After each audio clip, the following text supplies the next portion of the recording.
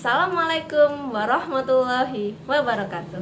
Salam guru penggerak. Guru bergerak Indonesia maju.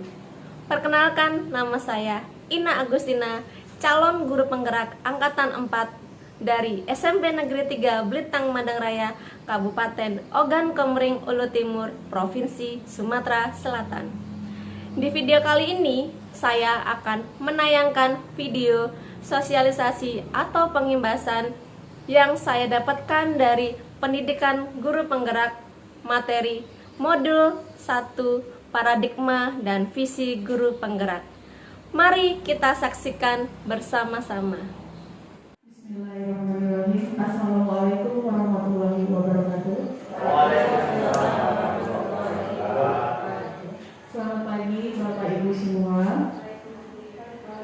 Berjumpa lagi kita dalam acara pengimbasan pendidikan guru penggerak. Adapun susunan acara sebagai berikut. Yang pertama pembukaan, yang kedua doa, yang ketiga pembinaan dari Ibu Kepala Sekolah SMP Negeri 3 Blitang Madang Raya, yang keempat sosialisasi atau pengimbasan tentang pendidikan guru penggerak, yang kelima tanya jawab, yang keenam penutup. Salam sejahtera untuk kita semua. Puji syukur kita panjatkan atas kehadiran Allah Subhanahu wa Ta'ala yang telah melimpahkan rahmat serta hidayahnya kepada kita semua, sehingga kita bisa berkumpul di ruangan ini dalam acara pengimbasan pendidikan guru penggerak yang akan disampaikan oleh narasumber nanti. Untuk membuka acara hari ini, marilah kita secara bersama-sama membacakan lafaz basmalah. Bismillahirrahmanirrahim. Selanjutnya doa yang dalam hal ini akan disampaikan oleh Bapak Mulyanto. Kepada Bapak saya persilakan.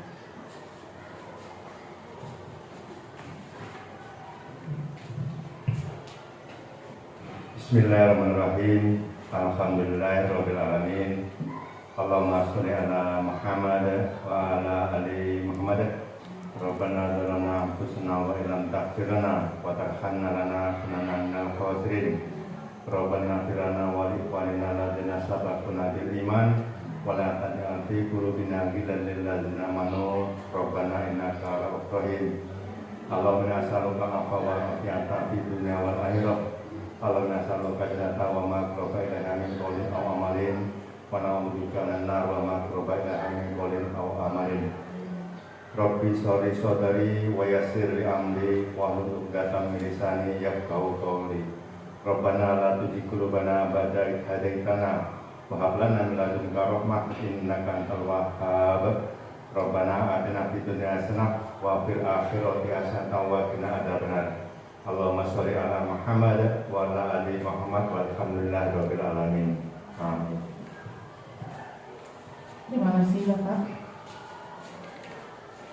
Selanjutnya pembinaan dari Ibu Kepala Sekolah SMP Negeri 3 Blitang Madang Raya. Dalam hal ini akan disampaikan oleh Ibu Dr. Endang Rahmawati. Kepada Ibu saya persilakan.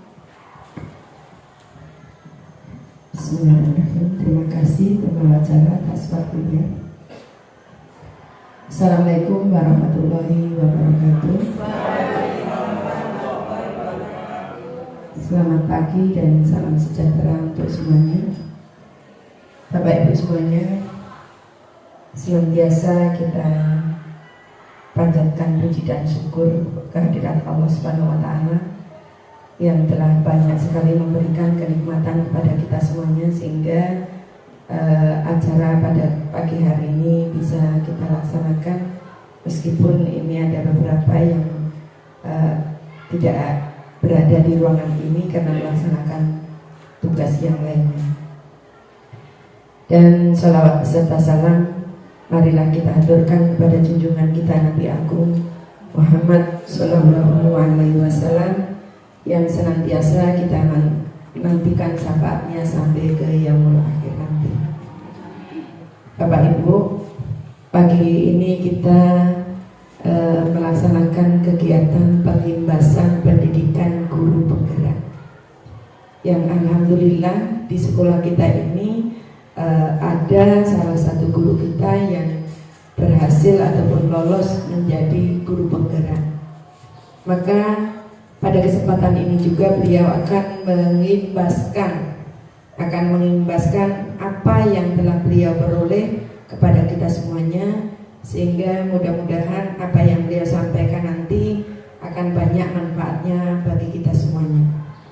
Dan yang saya harapkan setelah ini nanti bukan hanya satu yang lolos untuk menjadi guru penggerak, tetapi mudah-mudahan sebanyak-banyaknya guru kita lolos menjadi guru penggerak. Nah, mungkin untuk itu bisa Bapak Ibu nanti sharing ataupun konsultasi apa kuncinya, apa kiat-kiatnya untuk bisa lolos sebagai guru penggerak.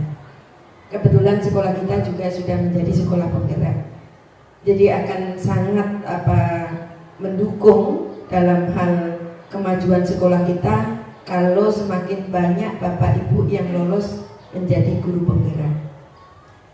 Tentang apa yang akan disampaikan oleh narasumber, terus terang saya kurang begitu paham, tetapi intinya yang kami harapkan Bu narasumber, Bu Ina, mudah-mudahan Bu Ina bisa memberikan ilmunya dan juga memberikan motivasi kepada kawan-kawan semuanya, sehingga nanti kawan-kawan bisa mengikuti jejak Bu Ina sebagai guru penggerak. Yang diharapkan di sini bukan sekedar kalau kepala sekolah itu bisa diangkat dari guru penggerak, tetapi sebagai tanggung jawab kita terhadap tugas-tugas kita yaitu sebagai seorang pendidik, maka kita juga harus senantiasa mencari, menambah tentang ilmu bagaimana untuk memajukan peserta didik kita. Karena beda zaman, beda cara. Kalau dahulu tidak ada yang namanya teknologi informatika untuk dunia pendidikan. Semuanya dilaksanakan secara manual. Sehingga dalam hal ini yang pasti adalah kelemahan-kelemahan secara data. Dan kalau sekarang bukan hanya data saja yang bisa dikuatkan ataupun divalidkan dengan cara teknologi ini, tetapi juga untuk mempermudah bagaimana pendidik menyampaikan apa yang harus disampaikan kepada peserta didik. Apalagi dengan metode-metode yang sudah didapatkan oleh Bu Ina sebagai guru penggerak, sehingga kita mempunyai metode-metode barangkali yang sebelumnya belum kita miliki untuk bagaimana mendidik pada era yang sedemikian canggih sekarang ini. Karena terus terang kalau seperti saya terutama untuk mengikuti masalah IT, masalah teknologi mungkin keteteran. Tetapi Bapak Ibu yang masih muda-muda, yang masih penuh dengan semangat, saya yakin semuanya insya Allah bisa diserap dengan sebaik-baiknya sehingga bisa bermanfaat untuk kemajuan putra-putri kita, untuk membuat Indonesia ini bergerak dengan guru penggeraknya, guru penggeraknya, karena hampir tidak ada orang menjadi orang yang sukses tanpa adanya guru, baik mereka sadari ataupun tidak mereka sadari, baik kita sadari ataupun tidak kita sadari. Karena apa? Karena tanpa adanya informasi itu sebetulnya itu adalah juga menjadi guru. Maka kita sadari ataupun kita tidak sadari bahwa kita mempunyai guru yang nampak maupun yang tidak nampak. Apalagi ini sebagai guru penggerak jelas-jelas nampak di depan kita. Maka dari itu sekali lagi nanti setelah kegiatan ada acara tanya jawab ataupun sharing, silakan dapat dimanfaatkan sebaik-baiknya sehingga semuanya akan mendapatkan seperti yang didapatkan oleh narasumber kita. Saya kira tidak banyak yang bisa saya sampaikan. Intinya Bu Ina saya sangat mendukung dengan kegiatan ini. Mudah-mudahan kegiatan ini bukan hanya sekali ini saja, bukan hanya hari ini saja, tetapi akan berlanjut ke selanjutnya, baik itu dalam kondisi yang formal maupun non formal, senantiasa saling sharing, saling berbagi ilmu, sehingga kita bisa memberikan yang terbaik untuk generasi mendatang kita. Kepada Allah Subhanahu wa taala atas segala salah dan dosa saya mohon ampun, saya mohon maghfirahnya, dan kepada Bapak Ibu semuanya atas kekurang berkenaan di hati Bapak Ibu tentang apa yang saya sampaikan, baik itu tutur kata maupun tingkah laku, saya mohon maaf yang sebesar-besarnya. Saya akhiri, wabillahi taufiq wal hidayah. Wassalamualaikum warahmatullahi wabarakatuh. Terima kasih kepada Ibu yang telah memberikan sambutan yang dapat saya petik, yaitu tidak ada orang yang sukses tanpa adanya seorang guru, karena guru adalah garis terdepan di dunia pendidikan. Selanjutnya acara inti yaitu sosialisasi atau pembahasan tentang pendidikan guru penggerak yang akan disampaikan oleh narasumber kita, Ibu Ina Agustina SPD. Kepada Ibu Ina, saya persilakan. Terima kasih Ibu sudah memberikan kepada saya. Sebelumnya Assalamualaikum warahmatullahi wabarakatuh. Yang saya hormati Ibu Kepala SMP Negeri 3 Betambangan Raya dan teman-teman semua yang saya hormati. Terima kasih waktunya sudah bisa datang dalam acara pendidikan guru penggerak. Di sini saya tidak banyak melakukan sosialisasi di modul 1 karena tugas sebenarnya adalah mensosialisasikan di modul 1.1 dan 1.4. Tapi di sini nanti saya akan bercerita tentang apa saja yang sudah saya dapatkan di pendidikan guru penggerak. Mohon maaf, saya di sini bukan lebih pintar, tapi bukan lebih tahu, tapi saya lebih mendapatkan ilmu baru dari pendidikan guru penggerak. Jadi saya ingin berbagi kepada rekan-rekan guru semua. Dan siapa tahu besok kalau memang kita ada angkatan berikutnya untuk pendaftaran pendidikan guru penggerak, teman-teman bisa mendaftar. Oke, ini sosialisasi modul 1. Jadi dalam beberapa bulan kemarin saya baru belajar tentang modul 1. Modul 1 itu ada 4 poin, ada modul 1.1 itu tentang Ki Hajar Dewantara, modul 1.2 tentang nilai dan peran guru penggerak. Nanti modul 1.3 itu tentang visi misi guru penggerak, dan yang keempat ini yang paling penting bagi kita semua, yaitu tentang budaya positif. Oke, langsung saja. Modul 1.1 tentang filosofi pendidikan Ki Hajar Dewantara. Mungkin PSP dan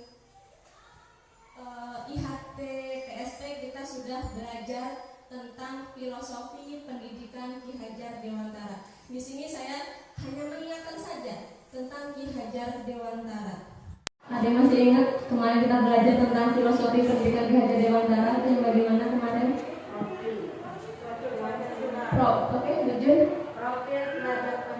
Profil belajar Pancasila. Ada yang masih ingat ada berapa profil belajar Pancasila kemarin? Ada 6 ya, ada yang masih ingat. Nah, nanti di sini saya akan mengingatkan kembali tentang kita belajar tentang filosofi pendidikan Ki Hajar Dewantara. Jadi ada dasar-dasar pendidikan Ki Hajar Dewantara atau KHD. Saya singkat KHD Ki Hajar Dewantara. Nanti ada 6, kalau tidak salah ada 6 dasar pendidikan KHD. Yang pertama adalah dasar pendidikan KHD yang pertama, yaitu menuntun. Jadi kita sebagai pendidik itu adalah menuntun segala kekuatan kodrat yang ada pada anak-anak agar mereka dapat mencapai keselamatan dan kebahagiaan yang setinggi-tingginya, baik sebagai manusia maupun anggota masyarakat. Jadi kita sebagai pendidik itu hanya dapat menuntun tumbuh atau hidupnya kekuatan kodrat yang ada pada anak-anak agar dapat memperbaiki perilakunya, hidup dan tumbuhnya kekuatan kodrat anak. Jadi intinya di sini kita sebagai pendidik bertugasnya hanyalah sebagai penuntun atau hanya menuntun anak sesuai dengan tumbuh kembangnya dan kodratnya. Nah, adapun dasar yang kedua yaitu kodrat anak. Kodrat anak itu di sini adalah merdeka dan bermain. Merdeka yang berarti kebebasan. Manusia merdeka adalah manusia yang hidupnya lahir atau batin tidak bergantung kepada orang lain, akan tetapi bersandar atas kekuatan sendiri. Jadi kita di sini menuntut anak biar anak itu bersandar pada kekuatannya sendiri. Anak itu punya kelebihannya apa? Jadi kita hanya menuntut. Kita tidak boleh memaksa siswa supaya seperti kehendak kita. Misalkan anaknya suka membaca, kita suruh nyanyi. Itu kita tidak. Kalau kita menuntun anak tersebut, apa kekuatan anak tersebut? Yang kedua adalah bermain. Bermain adalah salah satu kodrat anak. Pikiran, perasaan, kemampuan, tenaga atau cipta, rasa, karsa, karya pekerti sudah ada pada diri anak. Kita anak-anak kita pasti sudah mempunyai jiwanya. Pasti ada keunggulan dari anak-anak tersebut. Tapi kadang anak-anak kita tidak sadar apa kelebihannya, dan juga kita hanya menggali potensi anak tersebut. Permainan anak dapat menjadi bagian pembelajaran di sekolah. Kemarin saya sudah mencoba dalam melaksanakan pembelajaran, saya melakukan permainan kepada anak, dan alhamdulillah anak lebih mudah menangkap dalam permainan tersebut. Jadi dalam permainan anak bisa lebih ingat, lebih asik. Jadi anak itu tidak bosan belajar di kelas. Setiap anak kodratnya adalah suka dengan bermain. Tidak hanya anak ya, kita pun juga pasti suka bermain. Di dalam bermain anak bisa belajar dan mendapatkan pendidikan, karena setiap anak senang melakukan permainan. Kemudian yang ketiga adalah pendidikan yang berpihak pada anak. Itu tadi katanya merdeka belajar, dan kita sebagai guru merdeka mengajar. Kita dengan ikhlas hati dan bebas dari ikatan apapun mendekati sang anak dan mengorbankan diri atau melayani kepadanya. Intinya kita sebagai guru itu adalah menghamba pada anak. Menghambanya bukan berarti kita menyembah-nyembah anak, bukan, tetapi apa kemauan anak kita turuti. Bukan murid untuk guru, tetapi guru untuk murid. Mungkin konsep kita kemarin sedikit keliru ya. Siswa harus seperti menurut itu hendak kita, tetapi tidak. Guru untuk murid. Karena sejatinya pendidikan adalah berpusat atau berpihak pada anak. Jadi anak diminta diskusi, nanti suruh menjatuh di depan, anak lebih suka dan lebih ingat. Kemudian yang keempat adalah tabula rasa. Anak bukan kertas kosong yang bisa digambar sesuai keinginan orang dewasa. Anak lahir dengan kekuatan kodrat yang masih sama-sama. Tujuan pendidikan adalah menuntun. Menuntun di sini artinya adalah memfasilitasi atau membantu anak untuk menebalkan garis samar-samar agar dapat memperbaiki lakunya untuk menjadi manusia seutuhnya. Itu adalah maksud dari anak bukan tabula rasa. Jadi anak kita itu bukan kertas kosong yang akan kita isi kehendak kita, tetapi kita menjelaskan garis-garis yang ada pada anak tersebut. Yang kelima, budi pekerti yang akan melahirkan keseimbangan atau keselarasan. Budi pekerti, watak, karakter adalah bersatunya perpaduan harmonis antara gerak, pikiran, perasaan, dan kehendak atau kemauan sehingga menimbulkan tenaga atau semangat. Budi itu adalah pikiran, perasaan, kehendak atau kemauan, dan pekerti itu adalah tenaga. Akan menghasilkan keseimbangan atau keselarasan hidup. Jadi kalau budi pekerti, watak, karakter itu adalah satu kesatuan yang utuh pada diri anak. Yang keenam, ini adalah konsep petani. Ini kemarin sepertinya kita sudah sedikit membahas tentang konsep petani. Diibaratkan kita sebagai guru adalah petani, siswa adalah benih. Kita misalkan di sini, saya misalkan adalah benih jagung, sedangkan sekolah kita adalah lahan. Jika benih jagung yang baik dasarnya jatuh pada tanah yang baik, baiknya air dan mendapatkan sinar matahari yang cukup, maka pemeliharaan dari Pak Tani tentu akan menambah baiknya keadaan tanaman. Contoh mudahnya seperti ini. Kalau misal kita mendapatkan benih yang bagus, kita enak tanamnya Pak Tani.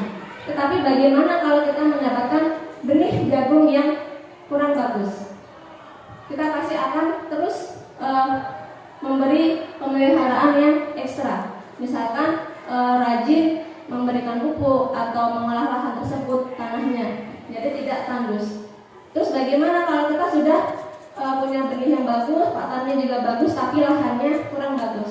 Jadi lahan di sekolah kita ini alhamdulillah lahan kita sudah bagus. Tinggal bagaimana kita mengolah si benih tersebut sebagai kita pakan. Nah, ini merdeka belajar. Merdeka tadi adalah bebas.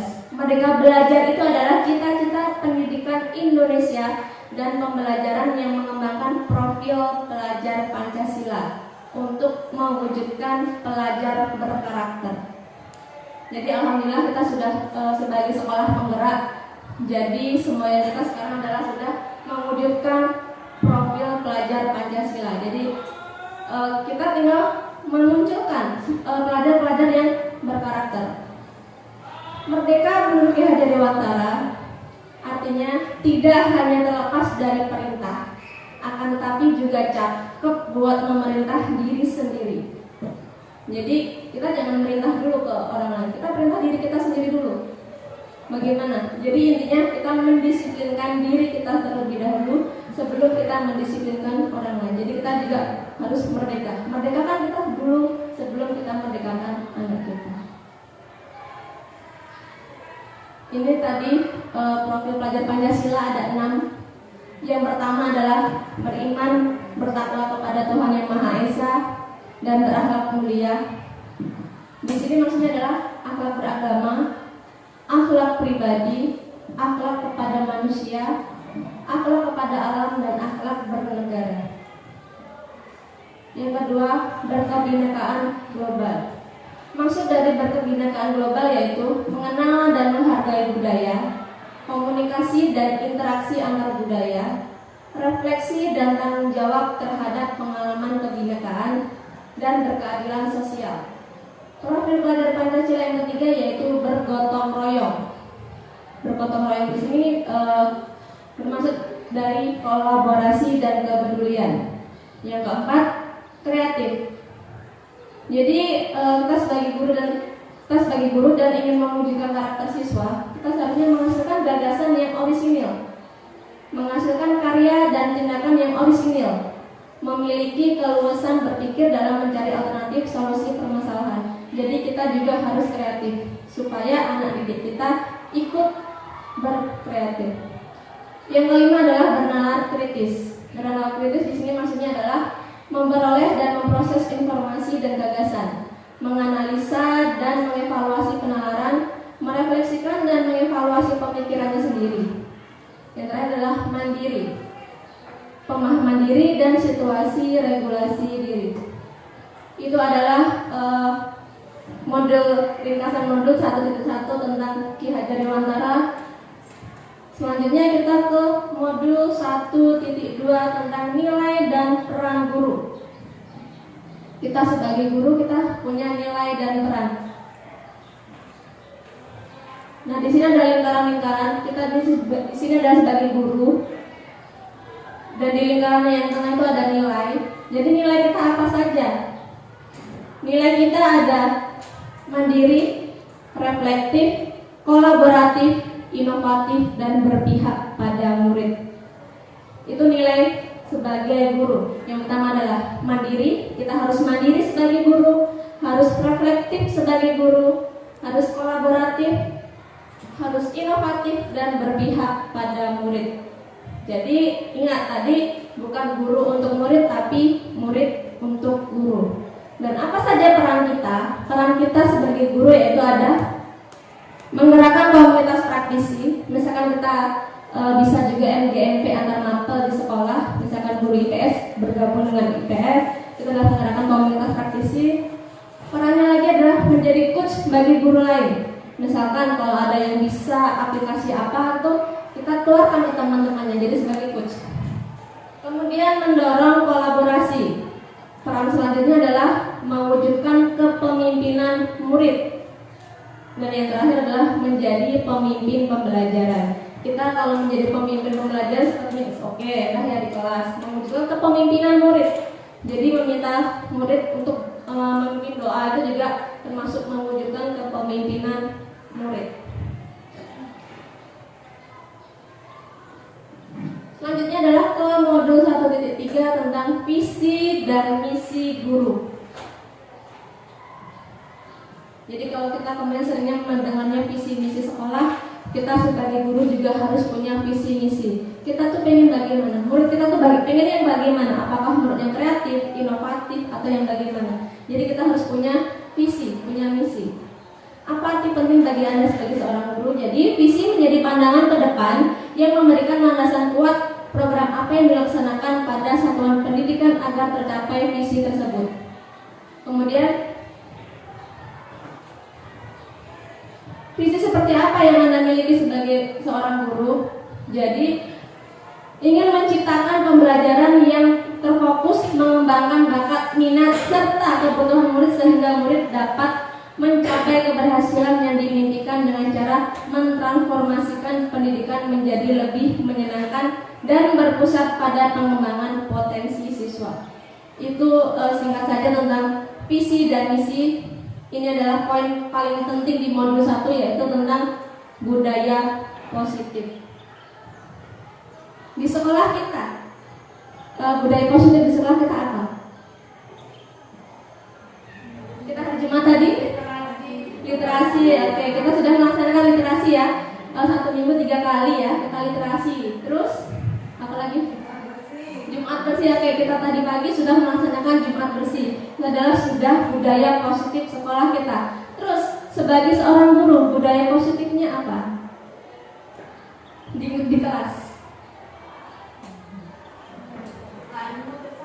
mengucapkan salam. Oke, 3S juga bisa ya. Senyum, sapa, salam, sopan santun. Jadi kita masuk kelas nggak merengut ya Bapak Ibu ya, diem aja. Jadi di rumah karena habis gas kita jengkel, sampai kelas kita manyun. Jadi itu bukan budaya positif. Jadi kita budaya positif bisa juga 5S, senyum, sapa, salam, sopan santun. Oke. Kita ambil contoh perbandingannya dengan hidup tumbuh-tumbuhan seorang petani, lagi-lagi petani ya. Dalam hakikatnya sama kewajibannya dengan seorang pendidik yang menanam padi misalnya. Oh, tadi jagung, sekarang padi. Hanya dapat menuntun tumbuhnya padi. Jadi kalau memang kita nanam padi, jangan harap yang tumbuh adalah gandum, jangan harap yang tumbuh adalah jagung. Jadi kalau padi ya kita berharapnya tumbuhnya padi. Ia dapat memperbaiki kondisi tanah, memelihara tanaman padi, memberi pupuk dan air, membasmi ulat-ulat atau jamur-jamur yang mengganggu hidup tanaman padi dan lain sebagainya. Itu berarti menurut Ki Hajar Dewantara, lampiran 1 dasar-dasar pendidikan. Nah, ini perubahan paradigma teori kontrol atau ilusi kontrol. Jadi perubahan paradigma teori kontrol itu yang pertama adalah ilusi guru mengontrol murid. Ilusi bahwa kritik dan membuat orang merasa bersalah dapat menguatkan karakter. Ilusi bahwa semua penguatan positif, efektif, dan bermanfaat. Ilusi bahwa orang dewasa memiliki hak untuk memaksa. Nah, ini adalah ilusi-ilusi kita kemarin. Jadi kita bisa memilih hak. Kita memilih hak untuk memaksa siswa kita. Itu tidak, itu hanya ilusi kita saja. Terus ilusi bahwa semua penguatan positif, efektif, dan bermanfaat. Belum tentu kita memberikan hadiah kepada murid kita itu adalah hal positif. Mungkin nanti ada siswa yang lain merasa cemburu. Dia dapat, kenapa saya tidak? Kenapa yang dapat hanya orang-orang pintar saja? Itu memang kita kemarin sih oke ya, nggak masalah. Tetapi ternyata itu kurang bagus. Nanti ada keterangan selanjutnya. Nah, maksud dari perubahan paradigma teori kontrol, ilusi guru mengontrol murid. Pada dasarnya kita tidak dapat memaksa murid untuk berbuat sesuatu. Jikalau murid tersebut memilih untuk tidak melakukannya, walaupun tampaknya kita sedang mengontrol perilaku murid tersebut. Hal ini karena murid tersebut sedang menginginkan dirinya dikontrol. Saat itu bentuk kontrol guru menjadi kebutuhan dasar yang dipilih murid tersebut. Teori kontrol menyatakan bahwa semua perilaku memiliki tujuan, bahkan terhadap perilaku yang tidak disukai. Jadi itu adalah ilusi guru mengontrol murid. Kemudian yang kedua, maksud dari ilusi bahwa kritik dan membuat orang merasa bersalah dapat menguatkan karakter. Jadi kita kadang mengkritik siswa ya, mengkritik siswa di depan anak lain. Itu juga sebenarnya kurang bagus. Menggunakan kritik dan rasa bersalah untuk mengontrol murid menuju pada identitas gagal.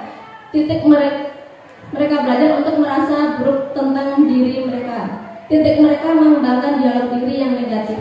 Kadangkala sulit bagi guru untuk mengidentifikasi bahwa mereka melakukan perilaku ini, karena seringkali guru cukup menggunakan suara halus untuk menyampaikan pesan negatif. Jadi kita sering ya, anak salah kita langsung teriak-teriak, wah gitu kan. Itu sebenarnya memang kurang bagus. Tetapi mungkin karena keadaan anak kita kalau memang sudah dihalusin tidak bisa, itu mungkin alternatif yang lain kita suka kasar.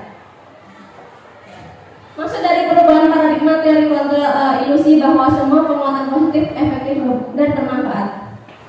Penguatan positif atau bujukan adalah bentuk-bentuk kontrol. Segala usaha untuk mempengaruhi murid agar mengurangi suatu perilaku tertentu adalah suatu usaha untuk mengontrol murid tersebut dalam jangka waktu tertentu. Kemungkinan murid tersebut akan menyadarinya dan mencoba untuk menolak bujukan kita.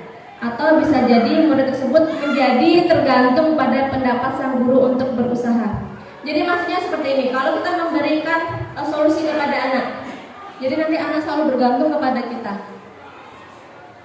Kalau tidak dikasih solusi, anak tersebut tidak bisa membuat solusi sendiri. Atau misalkan, nah kalau kamu mengerjakan ini nanti akan saya beri poin 20. Kalau seperti itu kan berarti anak tersebut kalau misalkan tidak memberi poin, anak tersebut tidak mau mengerjakan tugas.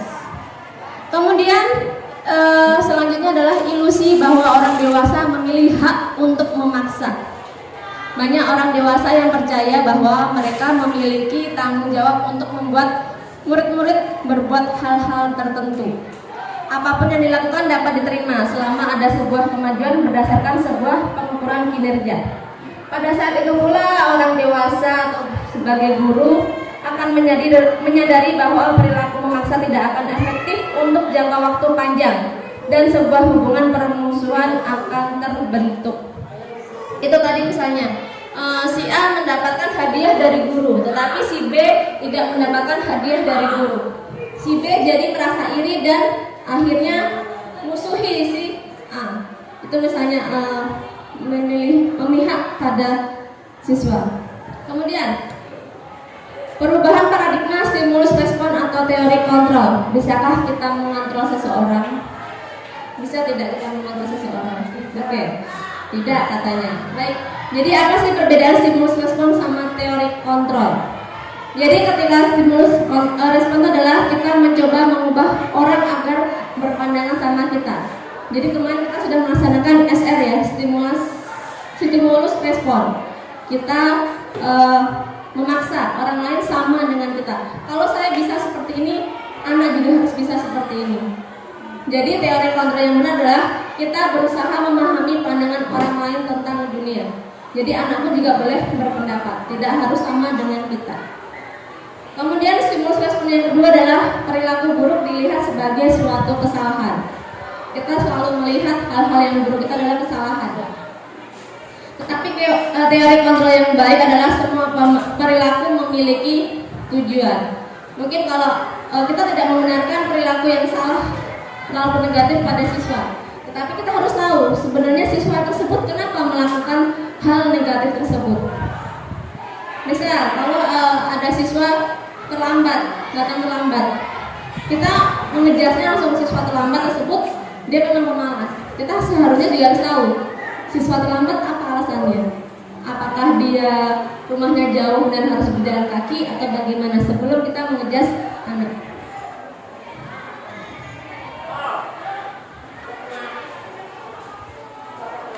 Karena gini ya.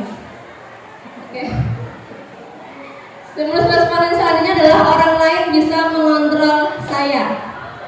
Jadi teori kontrolnya adalah hanya Anda yang bisa mengontrol diri saya sendiri. Ya, saya tidak bisa dikontrol oleh orang lain. Saya bisa mengontrol diri saya sendiri. Selanjutnya, pemaksaan ada pada saat bujukan gagal. Jadi kita sudah bujuk siswa, ternyata gagal dan akhirnya dipaksa. Teori contohnya adalah kolaborasi dan konsensus menciptakan pilihan-pilihan baru. Jadi jangan dipaksa, tetapi berilah anak pilihan. Contohnya kemarin ada anak 7E, dia suka ribut. Kenapa suka ribut? Bisa tidak kira-kira tidak ribut lagi. Jadi harus minta konsekuensinya apa. Jadi jangan kita yang menentukan konsekuensinya. Anak tersebut kira-kira sanggupnya apa. Contoh kemarin ada anak kelas 7 bilang, "Bu, konsekuensinya saya mengerjakan tugas bahasa Inggris." Kenapa kata saya? Karena saya paling tidak bisa bahasa Inggris. Oke. Dan alhamdulillah anaknya sekarang sudah mulai rajin. SR yang selanjutnya adalah model berpikir menengah atau kalah. Jadi teori kontrolnya adalah model berpikir menang-menang. Apa ini? Harus menang ya? Iya. Jadi jangan berpikir menang atau kalah, tapi harus menang. Oke, alhamdulillah.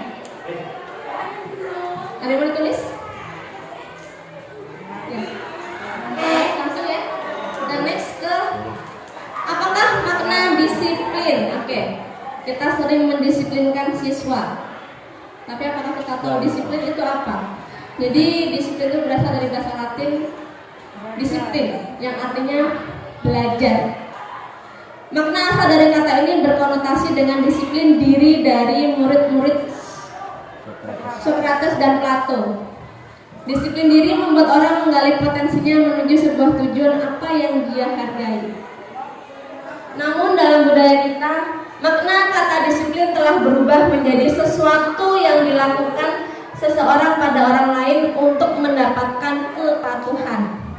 Kecenderungan umum adalah menghubungkan kata disiplin dengan ketidaknyamanan, bukan dengan apa yang kita hargai atau pencapaian suatu tujuan mulia. Jadi kalau kita kemarin selalu berpikir disiplin itu adalah sesuatu yang harus dilakukan, padahal sebenarnya disiplin itu adalah artinya belajar. Seperti saya bilang tadi, kita harus mendisiplinkan diri kita terlebih dahulu sebelum kita mendisiplinkan orang lain. Jadi kita harus belajar pada diri kita sendiri dulu. Itu adalah makna disiplin yang sesungguhnya. Next ke teori motivasi perilaku manusia.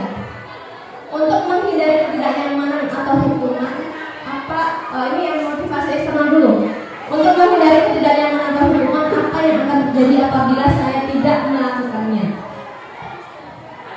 Untuk mendapat imbalan misalnya, apa yang akan saya dapatkan apabila saya melakukannya? Jadi kalau kita sering memberikan imbalan kepada anak, pasti nanti anak, kalau saya melakukan apa upahnya, apa imbalannya? Jadi nanti anak akan tergantung terus. Terus ada motivasi internal dan juga disiplin positif untuk menghargai diri sendiri, menjadi insan sesuai harapan.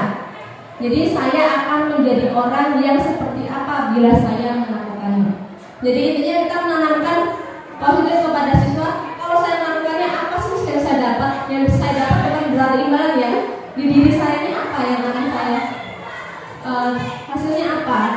Misalkan anak belajar, hasilnya apa? Apakah diberi sepatu? Itu tadi termasuk yang ini.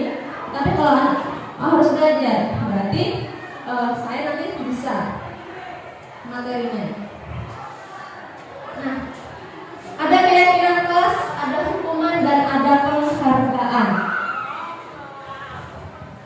Mengapa tidak peraturan saja? Mengapa harus keyakinan kelas atau keyakinan sekolah? Jadi peraturan, kita selalu membuat peraturan. Tetapi sekarang kita ganti peraturan dengan keyakinan kelas. Oke, mengapa kita memiliki peraturan harus menggunakan helm bila mengendarai kendaraan roda 2? Mengapa kita memiliki peraturan 3M menggunakan masker, mencuci tangan, dan menjaga jarak 15 meter? Mengapa kita memiliki peraturan harus datang tepat waktu pada saat mengikuti pelatihan? Jadi untuk mendukung motivasi intrinsik, kembali ke nilai-nilai atau keyakinan, lebih menggerakkan seseorang dibandingkan mengikuti serangkaian peraturan-peraturan. Kita selalu membuat peraturan-peraturan. Kemarin saya sudah mencoba untuk membuat keyakinan kelas kepada siswa, dan alhamdulillah kelas sudah mulai kondusif dengan keyakinan kelas. Karena itu yang membuat bukan guru, tetapi yang membuat adalah siswa Jadi kemarin saya membagikan sticky note. Mungkin kalau ada yang mulai kelas 7 kemarin dikirakan ada karton, itu adalah keyakinan kelas yang dibuat oleh siswa dan ditandatangani oleh siswa kemarin. Dan alhamdulillah, kalau memang anaknya mulai agak melenceng sedikit, saya ingatkan. Ingat keyakinan kelas yang sudah dibuat. Jadi seolah anak sudah mulai ingat lagi. Jadi saya tidak membuat peraturan, tapi anak sendiri yang membuat keyakinan kelas.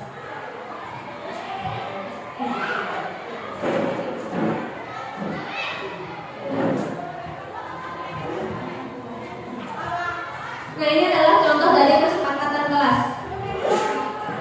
Jadi kalau kesepakatan kelas itu tidak ada dilarang terlambat, itu nggak ada.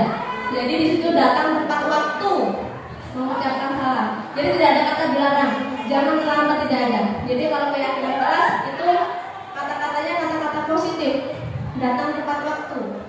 Jadi anak harus datang tepat waktu. Kemudian mengucapkan salam. Nah, lalu menjaga kebersihan sekolah. Biasanya kita menulisnya adalah dilarang membuang sampah sembarangan ya. Jadi kita ganti katanya menjadi menjaga kebersihan sekolah. Kemudian berdoa sebelum dan sesudah kegiatan.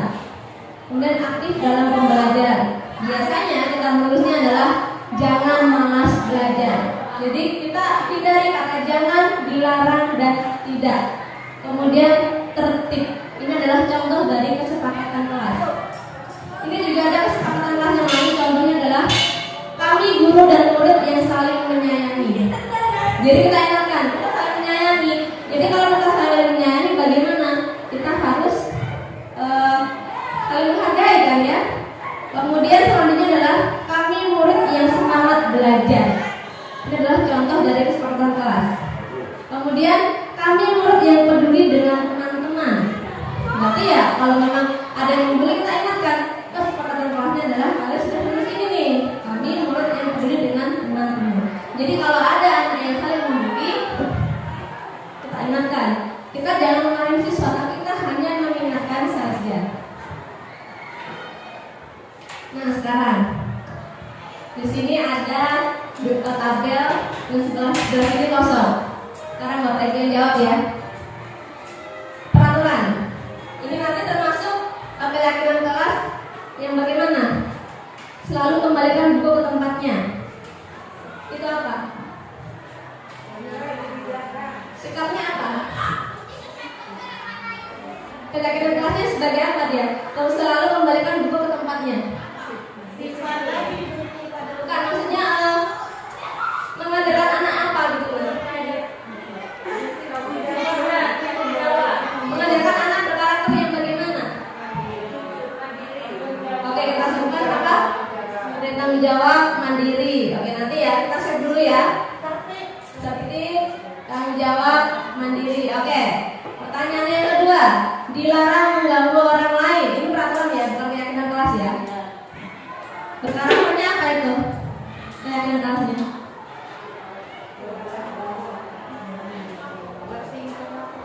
Bertingkah laku baik. Oke. Peraturan selanjutnya, hadir sekolah 15 menit sebelum pembelajaran dimulai. Oke, disiplin, datang tepat waktu. Oke. Dilarang melakukan kekerasan. Peraturan, dilarang menggunakan narkoba. Larangan. Bergantian atau menunggu giliran. Disiplin, gunakan masker. Disiplin, jangan berlari di kelas atau koridor. Oke, kita cek. Selalu kembalikan buku ke tempatnya. Keyakinan kelasnya atau kebajikan yang dituju. Jadi tujuannya adalah tanggung jawab. Dilarang mengganggu orang lain. Jadi menghormati orang lain dan diri sendiri. Hadir di sekolah 15 menit sebelum pembelajaran dimulai. Menghormati orang lain, komitmen pada tujuan. Terus dilarang melakukan kekerasan. Keyakinan kelasnya adalah keselamatan dan menghormati orang lain. Ya kalau kekerasan kan mencelakai orang lain pastinya kan ya, dan tidak menghormati orang lain. Kemudian dilarang menggunakan narkoba. Sudah pasti itu tentang kesehatan diri sendiri. Kemudian bergantian atau menunggu giliran, menghormati orang lain atau kesabaran.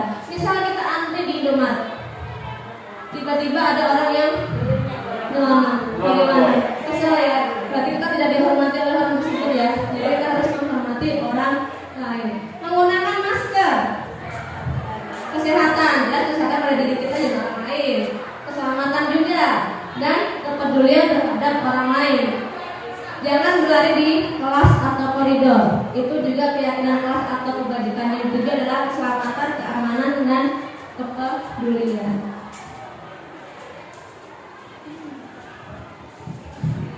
Nah, di atas paling kiri itu dihukum oleh penghargaan. Tadi saya bilang anak diberi hadiah. Jadi anak itu jadi dihukum oleh penghargaan. Pengaruh jangka pendek dan jangka panjang. Ada pengaruhnya. Penghargaan berlaku untuk mendapatkan seseorang melakukan sesuatu dalam jangka waktu pendek. Yang kedua, jika kita menggunakan penghargaan lagi dan lagi, maka orang tersebut akan bergantung pada penghargaan yang diberikan serta kehilangan motivasi dari dalam. Jadi anak itu berpikir, kalau nggak dikasih hadiah saya nggak boleh mengerjakannya gitu. Kemudian yang ketiga, jika kita mendapatkan penghargaan untuk melakukan sesuatu yang baik, maka selain kita senantiasa berharap mendapatkan penghargaan tersebut, kita pun menjadi tidak menyadari tindakan baik yang kita lakukan. Jadi kita tidak sadar bahwa yang sudah kita lakukan sebenarnya baik. Tapi karena kita bergantung pada hadiah itu tadi, kita jadi ogah-ogahan. Yang kedua, penghargaan itu tidak efektif. Suatu penghargaan adalah suatu benda atau peristiwa yang diinginkan, yang dibuat dengan persyaratan. Hanya jika Anda melakukan hal ini, Anda akan mendapatkannya. Jadi syarat supaya nilai kita bagus bukan belajarnya, tetapi karena kita mendapatkan imbalan. Jika saya mengharapkan suatu penghargaan dan tidak mendapatkannya, maka saya akan kecewa dan berkecil hati, serta kemungkinan lain saya tidak akan berusaha sekeras sebelumnya. Kemudian, jika kita memberikan seseorang suatu penghargaan untuk melakukan sesuatu, maka kita harus terus-menerus memberikan penghargaan itu jika kita ingin orang tersebut meneruskan perilaku yang kita inginkan. Nah, itu tadi adalah penghargaan tidak efektif. Terus penghargaan itu merusak hubungan. Kok bisa ya penghargaan itu merusak hubungan? Karena waktu saya belajar itu juga bingung. Kenapa penghargaan merusak hubungan? Jadi ketika seseorang diberi penghargaan di depan orang banyak, maka yang lain akan merasa iri. Dan sebagian dari mereka akan tidak menyukai orang yang diberikan penghargaan tersebut. Jika seorang guru sering memberikan penghargaan kepada muridnya, besar kemungkinan muridnya termotivasi hanya untuk menyenangkan gurunya saja. Mereka tidak akan bersikap jujur kepada guru tersebut. Kemudian mereka yang percaya bahwa mereka tidak memiliki kesempatan untuk mendapatkan penghargaan akan berhenti mencoba. Saya sudah nggak dapat penghargaan lagi, malas saya mengerjakannya, jadi sudah berhenti. Kemudian penghargaan itu menghukum. Penghargaan menghukum mereka yang tidak mendapatkan penghargaan. Misalnya dalam sistem ranking, titik mereka yang mendapatkan ranking, mereka yang mendapatkan ranking kedua akan merasa dihukum. Jadi karena saya hanya mendapatkan ranking 2, jadi dia merasa iri ke yang mendapatkan peringkat pertama. Penghargaan dan hukuman adalah hal yang sama karena keduanya mencoba mengendalikan perilaku seseorang. Jadi jika suatu penghargaan diharapkan, namun Anda tidak mendapatkannya, Anda akan merasa dihukum. Saya mau nggak dapat ya, gitu. Jadi kita harus terhukum. Kita lanjut ke tindak ini, hukuman atau sanksi konsekuensi. Nanti Bapak Ibu silakan menjawab dari tindakan guru yang dituliskan di sini. Ini nanti termasuk hukuman atau sanksi atau dia melakukan konsekuensi. Oke, dari yang pertama, kali di dalam buku kalimatnya, saya tidak akan terlambat lagi karena terlambat ke sekolah. Itu termasuk hukuman atau konsekuensi. Kita simpan dulu ya. Yang kedua, lari mengelilingi lapangan basket 2 kali karena terlambat hadir di sekolah. Baik, kita simpan lagi.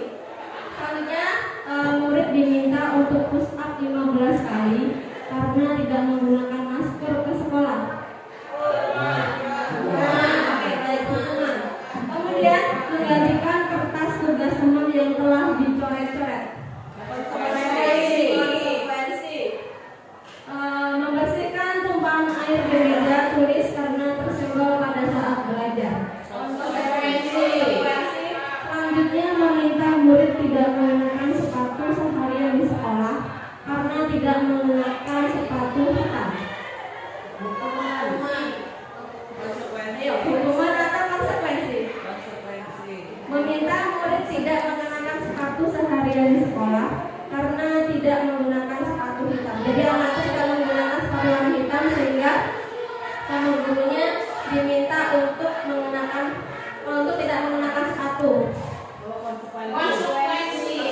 Oke, kita simpan. Selanjutnya lari mengelilingi lapangan basket 2 kali karena terlambat 10 menit untuk pelajaran PJOK. Hukuman. Baik, kita cek jawabannya. Oke, ini ya. Jadi mencatat 100 kali dalam bentuk kalimat saya tidak akan terlambat lagi karena terlambat ke sekolah itu termasuk hukuman, bukan konsekuensi. Kemudian yang kedua, lari mengelilingi lapangan basket 2 kali karena terlambat hadir di sekolah. Itu juga termasuk hukuman. Kemudian murid diminta untuk push up 15 kali karena tidak menggunakan masker ke sekolah. Itu termasuk hukuman ya. Termasuk hukuman. Karena diminta push up 16 kali, tidak ada hubungannya masker dengan push up 15 kali itu. Kemudian konsekuensi menggantikan kertas tugas teman yang telah dicoret-coret. Itu dia termasuk konsekuensi. Kemudian membersihkan tumpahan air di meja tulis karena tersewa pada saat belajar. Itu konsekuensi karena harus bertanggung jawab. Kemudian meminta murid tidak mengenakan sepatu seharian di sekolah karena tidak mengenakan sepatu hitam. Itu termasuk hukuman. Yang terakhir, lari mengelilingi lapangan basket 2 kali karena terlambat 10 menit untuk pelajaran PJOK. Itu termasuk konsekuensi. Karena lari mengelilingi lapangan itu karena dia berhubungan dengan pelajaran olahraga. Tetapi yang kedua ini tadi, lari mengelilingi lapangan basket tadi karena terlambat sekolah, dia termasuk hukuman, bukan konsekuensi. Semoga besok kita bisa memberikan sesuatu konsekuensi, bukan hukuman lagi. Nah, sekarang perbedaan hukuman dan konsekuensi. Kalau ada yang masih bingung, inilah perbedaan hukuman dengan konsekuensi. Kalau hukuman itu adalah sesuatu yang menyakitkan karena terjadi, jadi sesuatu tersakiti. Tetapi kalau konsekuensi, ya sesuatu yang harus terjadi, yang harus dilaksanakan, tanggung jawabnya. Kemudian hukuman itu adalah membuat anak sakit, bisa sakit hati atau sakit badan untuk jangka waktu yang lama. Tetapi kalau konsekuensi biasanya membuat anak itu merasa nyaman atau tidak nyaman dalam waktu jangka pendek. Kemudian kalau hukuman itu anak membenci kedisiplinan. Jadi hukuman itu anak itu malah akan membenci dengan adanya kedisiplinan. Tetapi kalau konsekuensi, anak itu bisa menghargai disiplin. Terus hukuman itu termasuk paksaan. Jadi kita memaksa siswa itu nggak suka, jadi kita memaksa. Tapi kalau konsekuensi itu masuk stimulus dan tanggapan. Kemudian hukuman itu adalah mendorong anak untuk menyakiti diri sendiri. Tetapi kalau konsekuensi mendorong anak agar mudah menyesuaikan diri. Kemudian kalau hukuman itu adalah konsep diri yang buruk, kalau konsekuensi konsep diri yang baik. Kemudian kalau hukuman itu anak belajar untuk menyembunyikan kesalahan. Tetapi kalau konsekuensi anak belajar untuk mematuhi peraturan. Kalau hukuman itu marah, rasa bersalah, dipermalukan, dan merasa tak dihargai. Kalau konsekuensi kehilangan hak, dibuat tidak nyaman, diasingkan untuk sementara. Jadi hanya sementara. Tetapi kalau hukuman biasanya anak itu akan teringat terus, jadi bisa jadi dia bisa mendendam dengan kita. Itu adalah perbedaan hukuman dan konsekuensi. Nah, ini adalah gambar dari kebutuhan dasar manusia. Kita sebagai manusia kita pasti mempunyai kebutuhan dasar. Sama juga siswa. Siswa itu mempunyai kebutuhan dasar. Yaitu yang pertama dia adalah survival atau bertahan hidup. Jadi untuk bertahan hidup kita ini memerlukan cinta kasih atau rasa memiliki dan dimiliki. Kemudian kita juga mempunyai kebutuhan penguasaan atau power. Kemudian kebebasan atau freedom. Dan kebutuhan yang lainnya adalah kesenangan atau fun. hidup untuk survivalnya ada 4 ya. Ada belonging, power, fun, dan freedom. Next, misal ini ada gambar seorang anak. Misalkan ini siswa kita sedang bersedih ya, gambar dia sangat bersedih sekali. Dia berpikir seperti ini. Ibu guru bilang, aku tidak boleh bersenandung sewaktu mengerjakan tugas. Katanya kelas harus tenang, tidak ada suara. Padahal kan aku suka dan senang menyanyi. Nah, ini termasuk yang mana Bapak Ibu? Termasuk yang belonging, power, fun, atau freedom? Tidak kasih kebiasaan, kesenangan atau kebebasan? Kesenangan ya, karena padahal kan aku suka dan senang menyanyi, tetapi gurunya tidak memperbolehkan dia menyanyi. Kemudian yang kedua, ibu guru tidak menyapa aku hari ini, padahal aku pakai jepit rambut. Nah, ini termasuk apa? Ibu guru tidak menyapa aku hari ini. Jadi ada siswa kita sudah menggunakan jepit rambut yang baru, tetapi kita tidak menyapanya. Padahal anak itu sifatnya kayak, oh ibu tuh aku tahu kalau saya ini punya jepit rambut baru. Jadi termasuk yang mana ini? Yang mana? Belonging ya. Cinta kasih, rasa memiliki dan dimiliki. Jadi anak itu perlu perhatian dari seorang guru. Mungkin kalau di kelas kita juga sering ada anak yang mencari-cari perhatian kita. Cuma tanpa sadar kita tidak suka dengan anak tersebut karena terlalu lebay mungkin ya. Tapi padahal sebenarnya anak itu butuh kasih sayang kita, butuh perhatian dari kita. Yang ketiga, aku bosan. Masa belajarnya cuma gitu-gitu aja, dengerin ibu guru aja. Jadi di kelas itu dia hanya dengerin guru ceramah aja, ngoceh aja dari jam pertama sampai jam terakhir. Anak tuh bosan, bete. Jadi mungkin pikir anak tersebut pengennya yang ada bervariasi pembelajarannya. Nah, ini termasuk yang mana Bapak Ibu? Yang mana? Power, freedom. Nih ya, saya ulangi. Aku bosan. Masa belajarnya cuma gitu-gitu aja, dengerin ibu guru aja. Freedom, kebebasan. Jadi anaknya juga pengen berekspresi juga ya. Anaknya mungkin dia pengen praktek atau mungkin dia juga pengen menjelaskan di depan. Oke. Next, aku sebel. Gambarku tidak rapi. Malah ibu guru nunjukin ke teman-temanku di depan kelas. Jadi anak itu menggambar tapi jelek, malah dibilang-bilang sama ibu gurunya nih di depan kelas. Jadi dia termasuk apa?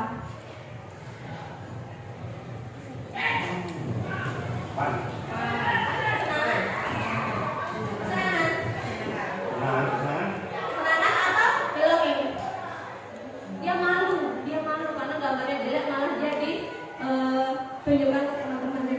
Belonging ya. Oke, baik, alhamdulillah. Oke, next. Mungkin tentu saja kecil saya bacakan saja nanti.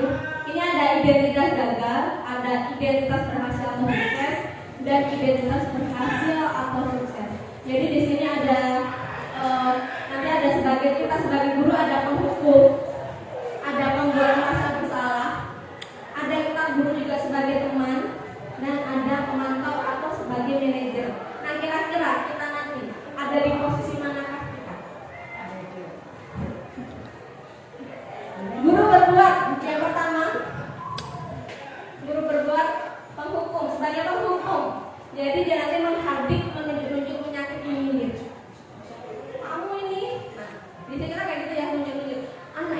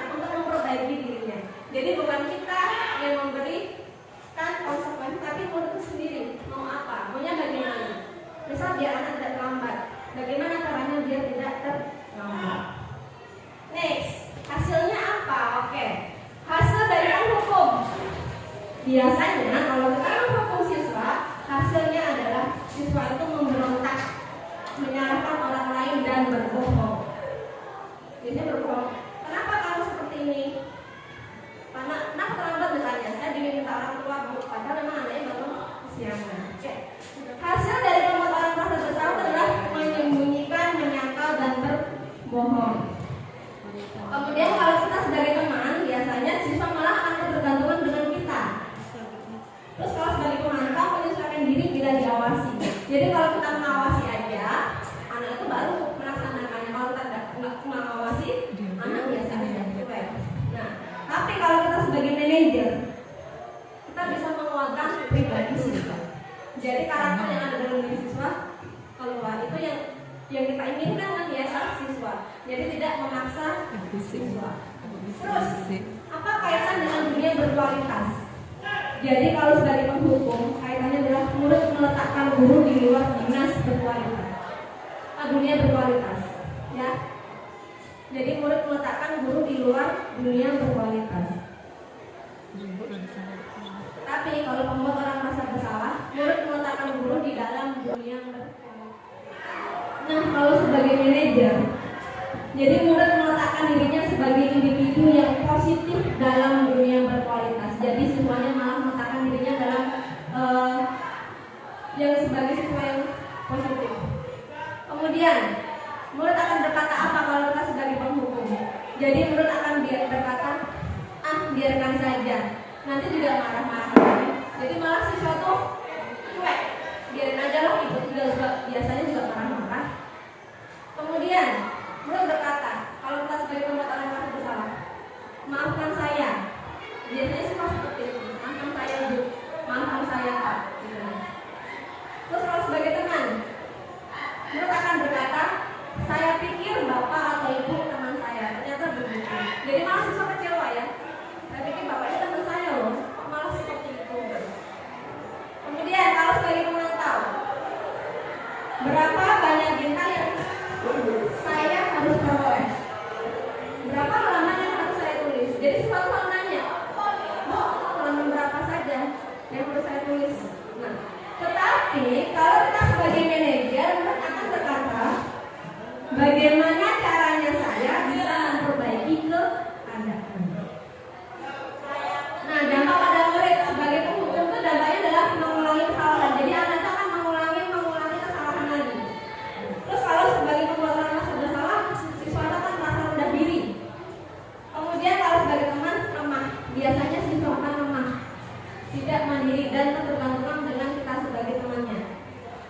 Kemudian kalau sebagai pemantau menitik beratkan pada sanksi atau hadiah untuk dirinya. Kalau sebagai manajer itu mengevaluasi diri. Jadi siswa itu nanti akan mengevaluasi diri bagaimana cara memperbaiki diri. Nah, itu adalah identitas gagal dan identitas berhasil. Kita kira-kira di sini apa itu? Kita ingin sebagai mana? Sebagai guru, seorang guru.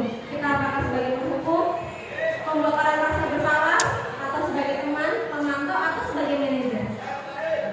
Kita inginnya seperti sebagai manajer ya. Tetapi dalam keadaan realnya kita di mana? Saya sendiri pun sudah sering sebagai penghukum ya, penghukum. Kadang juga saya sebagai teman, kadang juga saya membuat orang merasa bersalah. Ya, kita juga sering juga sebagai pemantau. Tetapi kita harus berusaha untuk sebagai manajer yang baik buat anak didik kita. Oke, sekarang ke restitusi. Kita sebagai guru itu harus melakukan restitusi. Apa itu restitusi? Jadi restitusi itu adalah proses menciptakan kondisi bagi murid untuk memperbaiki kesalahan mereka, sehingga mereka bisa kembali pada kelompok mereka dengan karakter yang lebih kuat. Itulah yang namanya restitusi. Mungkin kita asing dengan kata restitusi. Nah, sekarang ciri-ciri restitusi itu ada 9. Yang pertama, bukan untuk menebus kesalahan, namun untuk belajar dari kesalahan. Yang kedua, untuk memperbaiki hubungan. Yang ketiga, sebagai tawaran, bukan paksaan. Yang keempat, restitusi menuntut untuk melihat ke dalam diri. Jadi siswanya itu harus melihat ke dalam diri dia masing-masing. Yang kelima, restitusi mencari kebutuhan dasar yang mendasari tindakan.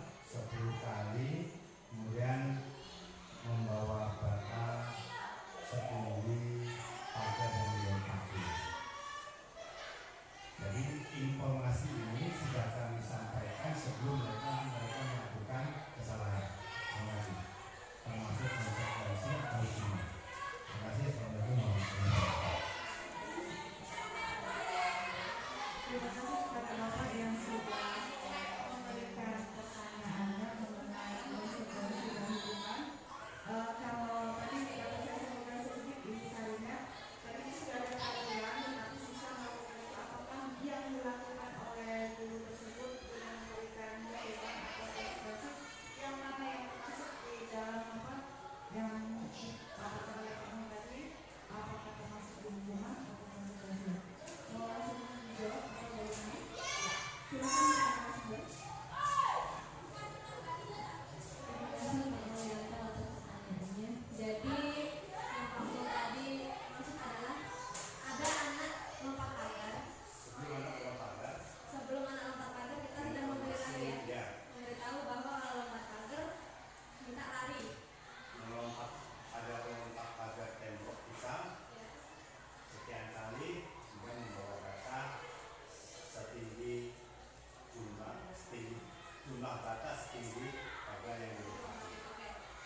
Itu kalau berdasarkan dari menyimpulkan kesimpulan dari hukuman atau konsekuensi itu apakah yang membuatnya itu guru atau siswa sendiri Pak? Guru ya, guru. Kawannya dulu Pokoknya guru. kita informasikan. Kita informasikan. Kalau menurut saya itu adalah sebuah hukuman Pak. Kenapa? Karena kalau menurut saya itu adalah sebuah hukuman karena itu bukan siswa yang menundukkan kasih kita. Apakah dengan lompat pagar memang ya kita dengan melompat pagar membuat siswa merasa jerah. Tetapi nyatanya nanti akan diulangi diulang lagi. Kita kembali ke sini. Saatnya jam 4 dimulai. It's time to begin the next lesson. Oke, jadi kita bisa lihat Saatnya jam 4 dimulai.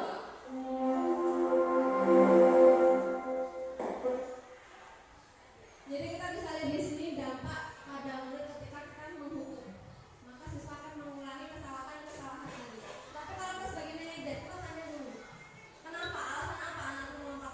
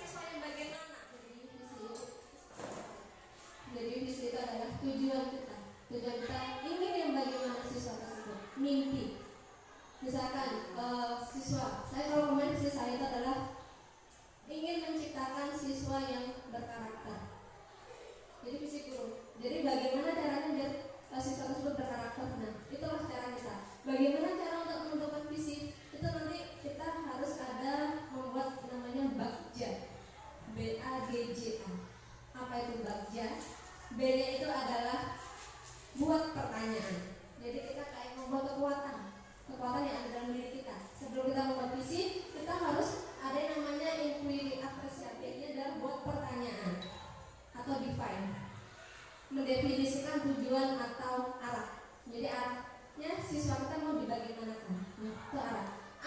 A-nya adalah ambil pelajaran atau discover. Itu adalah menemukan atau mengidentifikasi kekuatan atau potensi yang ada dalam diri siswa kita. Kemudian G-nya adalah gali mimpi. Gali mimpi itu adalah dream, yaitu adalah mendeskripsikan jika mimpi itu tercapai. Kita jadi gali mimpi, kalau tercapai mimpinya itu apa hasilnya. Kemudian J-nya adalah jabarkan rencana atau desain. Kita harus mendesain, yaitu mengidentifikasi langkah-langkah kecil yang bisa dilakukan. Kemudian yang A adalah atur eksekusi atau deliver, yaitu menentukan siapa saja yang berperan. Jadi untuk menentukan visinya itu adalah kita harus mengatur eksekusi. Jadi siapa saja yang berperan, apakah kita guru, teman sejawat kita, atau lingkungan sekolah kita, atau warga sekolah kita. Itu adalah cara untuk membuat visi seorang guru. Mungkin itu saja dari sini. Terima kasih. Baik, terima kasih narasumber yang sudah menjelaskan bagaimana cara membuat visi dan misi. Saya rasa yang harus kita ingat yaitu teori Baghdad yang B itu buat pertanyaan, ambil potensinya, kemudian dia gali, kemudian habis digali kita menjabarkan, setelah menjabarkan kita baru eksekusinya. Ya, gitu ya. Mungkin ada lagi Bapak Ibu yang ingin bertanya, saya persilakan. Oke, kalau sudah pas, saya rasa untuk hari ini, untuk pementasan pendidikan guru penggerak bersama narasumber kita Ibu Ina Agustina, kita akhiri sampai di sini. Kepada Allah saya